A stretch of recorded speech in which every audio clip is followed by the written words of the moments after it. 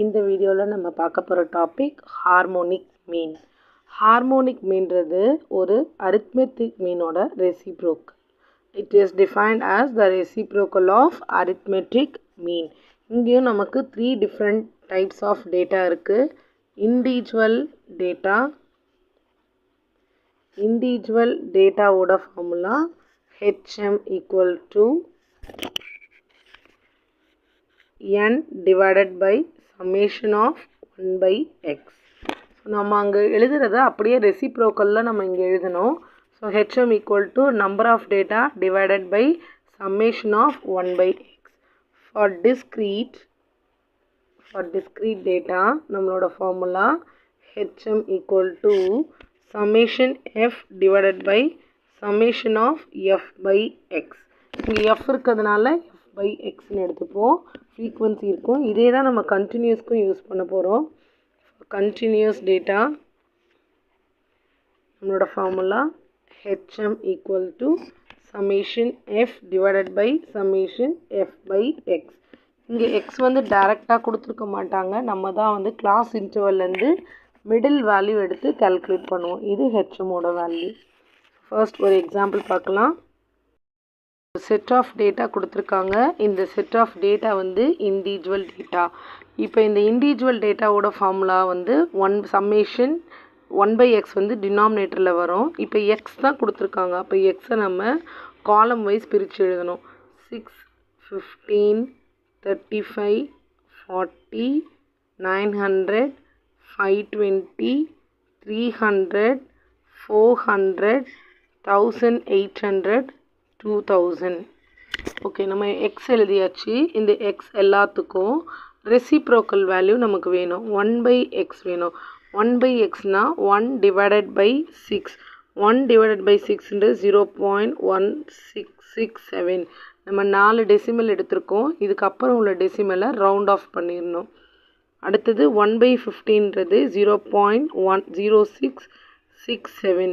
அடுத்தது 1 by 35. இதே மாதிரி எல்லாத்தையும் 1ஆல் டிவைட் பண்ணி ஃபில் பண்ணணும். 1ஆல் டிவைட் பண்ணிவிட்டு எழுதுனதுக்கப்புறமா இதுக்கு சம்மேஷன் எடுக்கணும்.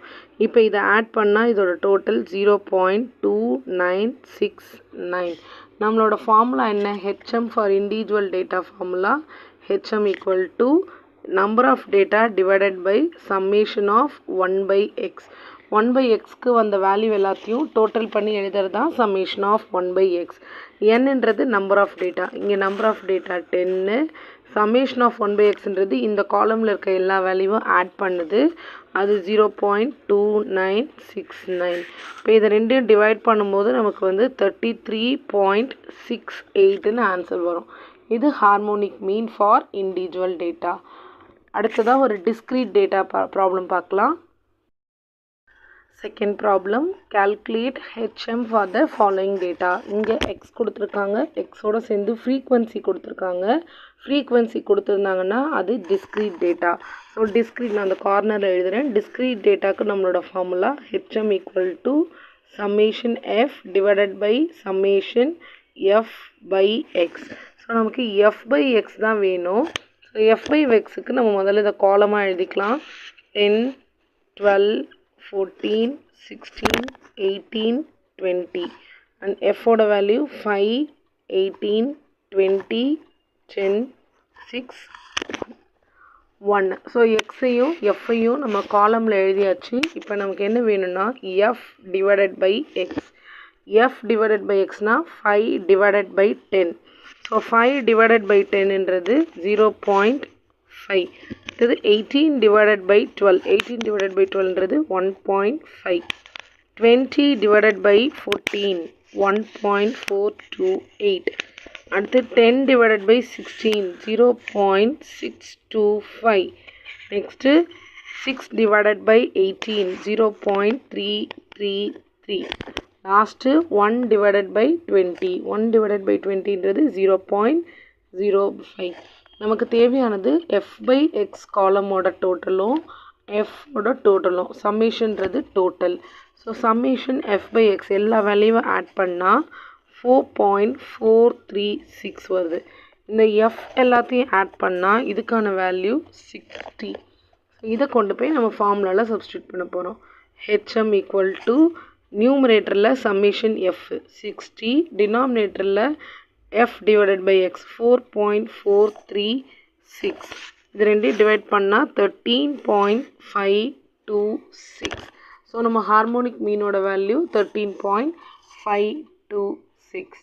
அடுத்ததாக கண்டினியூஸ் டேட்டாவில் ஒரு எக்ஸாம்பிள் பார்க்கலாம். Third model, find the HM for the following data. இங்கே மார்க் வந்து எப்படி கொடுத்துருக்காங்க பாருங்கள், ஒரு கிளாஸ் லிமிட்டில் இருக்குது. கிளாஸ் லிமிட்டில் இருந்தால் இது கண்டினியூஸ்க்கும் டிஸ்க்ரீட்டுக்கும் அதே ஃபார்முலா தான். ஸோ மார்க்கை நம்ம வந்து அப்படியே மார்க்குன்னு எழுதிக்கலாம், ஃப்ரீக்வன்சியை எஃப்னு எழுதிப்போம். இந்த மார்க்கு கிளாஸ் இன்டர்வலில் இருக்குது 15 to 25 இப்படி இருக்கிறதுனால மிடில் வேல்யூ எடுக்க போகிறோம். மிடில் வேல்யூவை எம்னு எழுதாமல் நம்ம எக்ஸ்ன்னே எடுத்துப்போம். ஸோ எக்ஸ் கால்குலேட் பண்ணதுக்கப்புறமா எஃப் பை எக்ஸு கால்குலேட் பண்ண போகிறோம். ஸோ 15 to 25 ஃபில் பண்ணிட்டோம். இப்போ எக்ஸுன்றது இதோட மிடில் வேல்யூ, 15க்கும் 25க்கும் மிடில் வேல்யூ 20, 30, 40, 50, 60, 70. எக்ஸ் கிடச்சிருச்சு. நமக்கு என்ன வேணும்னா எஃப் பை எக்ஸ் வேணும். அப்படின்னா 4 டிவைடட் பை 20. ஒவ்வொரு வேல்யூவாக டிவைட் பண்ணி எழுத போகிறோம். 4 டிவைடட் பை 20 அப்படின்றது 0.2000. 11 டிவைடட் பை 30ன்றது 0.3663. 19 டிவைடட் பை 40ன்றது 0.4750. இப்படி எல்லா வேல்யூவும் கால்குலேட் பண்ணணும். 14 by 50 0.2800. 0 by 60 it is 0. 2 by 70 it is 0.0296. நமக்கு ஃபார்முலாக்கு என்ன வேணும்னா சம்மேஷன் எஃப் பை எக்ஸும் வேணும், சம்மேஷன் எஃப்பும் வேணும். ஸோ இதை டோட்டல் போட்டால் நமக்கு 50. இதை டோட்டல் போடும்போது நம்மளோட வேல்யூ 1.3509. 1.3509. இப்போ நம்மளோட ஃபார்முலாவில் சப்ஸ்டியூட் பண்ண போகிறோம். நம்ம ஃபார்முலா என்ன? HM equal to summation f by summation f by x. So summation எஃப்ன்றது 50 பை 1.3509. இதை டிவைட் பண்ணால் நமக்கு ஹெச்எம்மோட வேல்யூ கிடச்சிரும். That is 37.01.